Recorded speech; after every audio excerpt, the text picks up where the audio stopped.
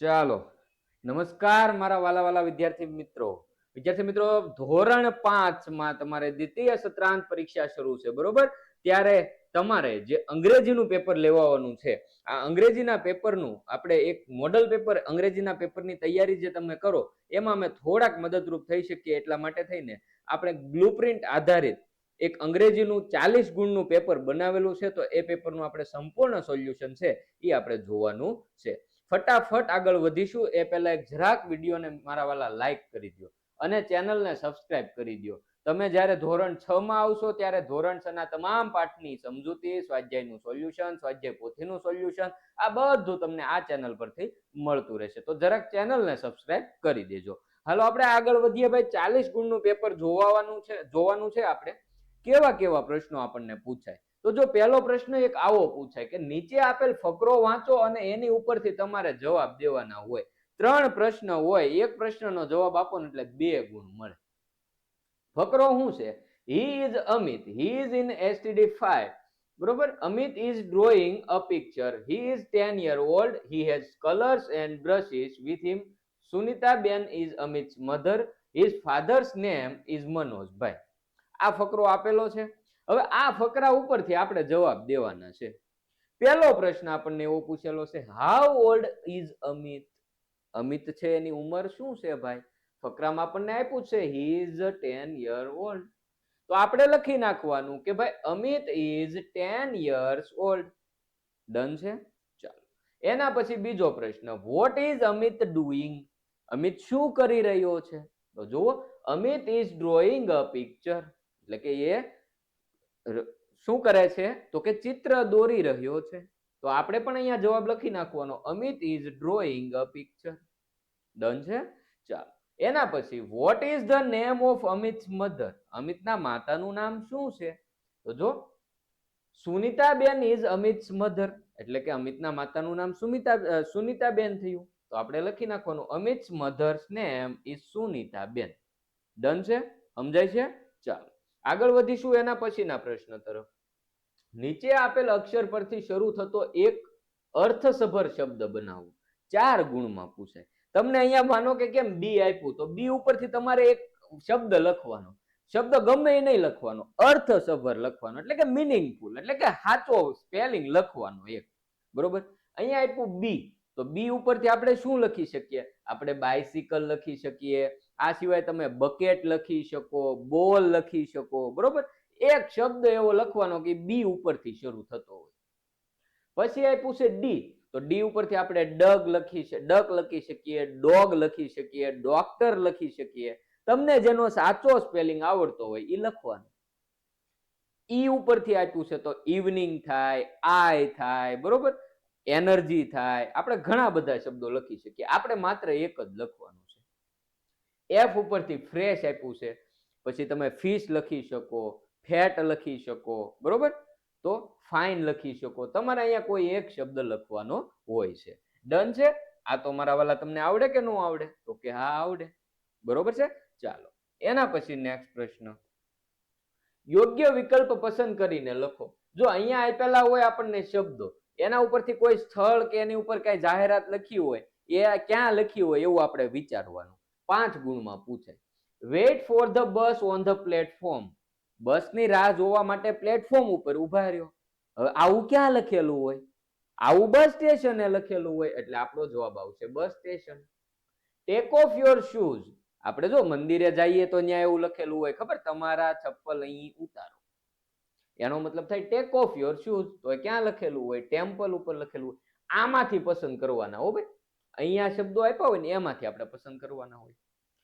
By stamps and post cards here. Stamp અને post card અહીંથી ખરીદો.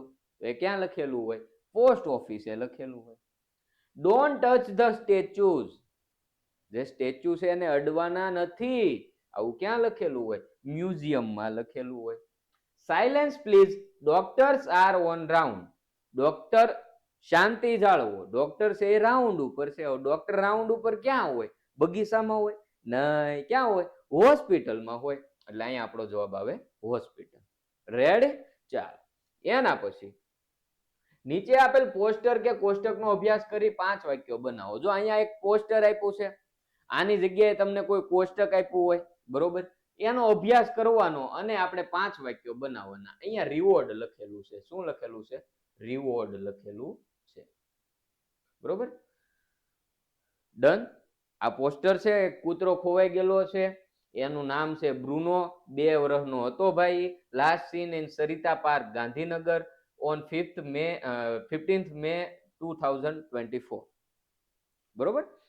આના ઉપરથી આપણે 5 વાક્ય લખવાના છે. તો હવે આપણે 5 વાક્યો જોઈએ ભાઈ. The dog's name is Bruno. Bruno is 2 years old. He was lost on 15th May 2024.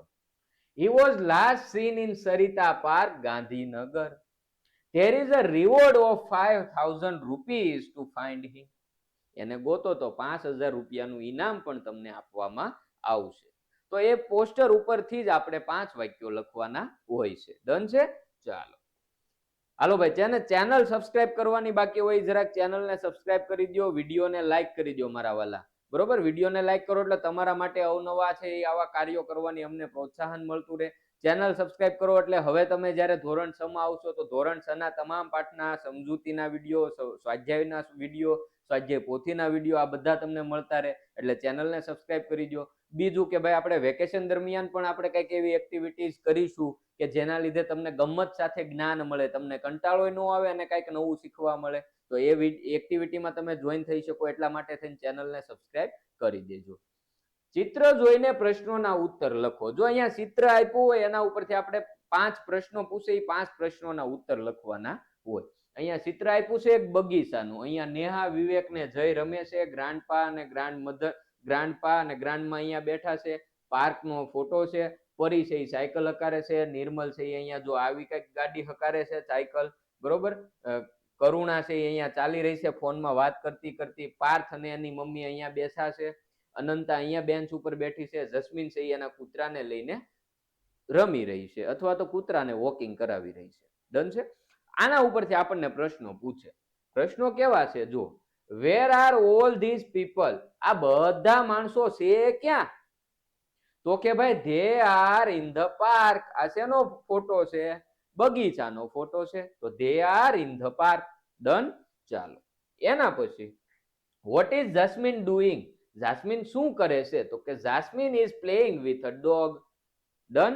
ચાલો એના પછી હુ ઇઝ સિટિંગ વિથ ગ્રાન્ડમા?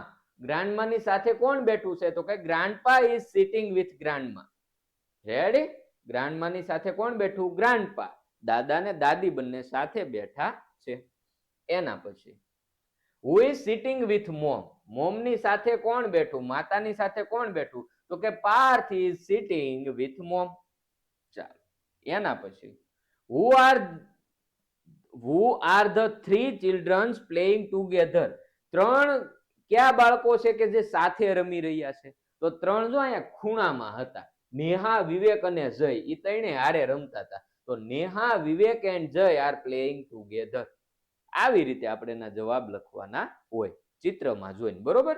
ચાલો હવે એક આવો પ્રશ્ન પૂછાય, સંખ્યાને શબ્દોમાં લખવા ખાલી જગ્યા પૂરો. અહીંયા આપણને સંખ્યા આપી હોય, એને શબ્દોમાં લખી હોય, પણ અહીંયા ખાલી જગ્યા આપેલી હોય. તો આને શું લખાય? 10,004 હશે તો શું લખાય? 10,004, બરોબર. ચાલો 10,004. 83,706 આનો જવાબ થશે. પછી અહીંયા આપણને 8,111 આપ્યા તો કે 8,111. ચાલો 13,600 આપ્યા તો 13,600. ડન. અહીંયા ખાલી જગ્યામાં તમારે અહીંયા શું લખવાનું? 13, તો અહીંયા લખવાનું 1000, અહીંયા લખવાનું 100. આવી રીતે પ્રશ્નો પૂછાય છે. તો આની પણ તૈયારી રાખવી, બરોબર. આમાં કઈ અઘરું હોતું નથી. તમારે 1000 નું પદ કયું છે, 100 ના સ્થાને કયું છે એ વિચારવાનું હોય છે. બીજું કઈ અઘરું હોતું નથી. ઓકે. ચાલો એના પછી યોગ્ય વિકલ્પ વડે સંવાદ પૂરો કરો. જો સંવાદ તમને અધૂરો આપ્યો હોય એની જગ્યાએ તમારે છે આમાંથી લઈને એકાદો શબ્દ અહીંયા મૂકવાનો હોય. અહીંયા આપણે તમને એકડો બગડો તગડો એમ આપ્યું છે એટલે તમારી અનુકૂળતા રહે જવાબ માટે, બરોબર. તો જો અનિલ કેવું શું કે છે તો કે આર ધીસ ખાલી જગ્યા, એ કઈક પ્રશ્ન પૂછે છે. હવે હું પૂછ્યો એ હું આપણને કેમ ખબર પડે તો કે જવાબ હું આપ્યો એની ઉપરથી આપણે નક્કી કરવાનું. જવાબમાં હું આપ્યું તો ફ્રૂટ સેલર એને એવું કહેશે yes they are fresh fruits. એનો મતલબ કે અનિલે શું પૂછ્યું છે તો કે આ ફ્રૂટ ફ્રેશ છે કે નહીં એવું પૂછ્યું છે. એનો મતલબ પેલી ખાલી જગ્યામાં શું આવશે તો કે આર ધીઝ ફ્રેશ એવું એને પૂછ્યું છે. એટલે પેલી ખાલી જગ્યામાં આવશે ફ્રેશ. પછી અનિલ એવું કહેશે I want to buy apple ખાલી જગ્યા આર ધે, એટલે કે ઈ એનો ભાવ પૂછે છે તો હાઉ મચ આર ધે આવશે. પછી ફ્રૂટ સેલર એવું કહેશે કે ધે આર 120 120 ખાલી જગ્યા પર કિલો. તો આ હું એનો ભાવ કીધો કે 120 રૂપિયા પ્રતિ કિલો. તો અહીંયા શું આવશે રૂપીઝ આવશે કે ધે આર 120 રૂપીસ પર કિલો. અનિલ એવું કહેશે ગીવ મી વન ખાલી જગ્યા. તો ગીવ મી વન તો અહીંથી આપણે શું લેશું કિલો. Give me 1 kilo. બરોબર, તો 4 નંબરની જગ્યાએ આપણે કિલો લખશું. ફ્રૂટ સેલર એવું કહે છે પછી કે હિયર આર યોર ખાલી જગ્યા. એટલે ફ્રૂટ સેલર છે એ પછી એને કિલો છે એ ફ્રૂટ જોખીને પછી આપે કે ભાઈ આલ્યો આ રહ્યા તમારા કિલો ફ્રૂટ. તો એ શું કહે છે તો કે હિયર આર યોર ફ્રૂટ્સ. એટલે અહીંયા આવશે 5 નંબરમાં ફ્રૂટ્સ. પછી અનિલ એવું કહે છે કે ભાઈ થેન્ક યુ. ડન છે.